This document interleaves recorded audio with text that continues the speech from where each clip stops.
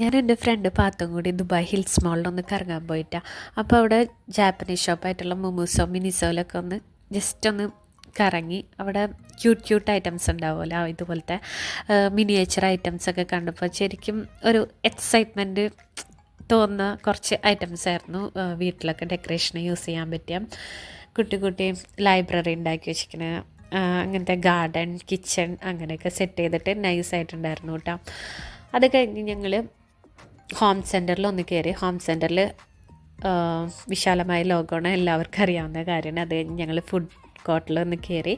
അവിടെ നമ്മുടെ north Indian ഫുഡായിട്ടുള്ള തോക്ല, dahipuri, പിന്നെ പഞ്ചാബി സമോസയൊക്കെ ഒന്ന് കഴിച്ചു. അത് കഴിഞ്ഞ് ഞങ്ങൾ അവിടെ നിന്ന് ഇറങ്ങി ജസ്റ്റ് ഒരു ബുക്ക് ഷോപ്പിൽ കയറി. അവിടെ ഒന്ന് കുട്ടികളുടെ ബുക്സാണ്, അതൊക്കെ ഒന്ന് നോക്കി കണ്ട് പിന്നെ ഞങ്ങൾ അവിടെ നിന്ന് ഇറങ്ങി. ഞങ്ങളുടെ ബസ് വരാനായിട്ടുണ്ടായിരുന്നു.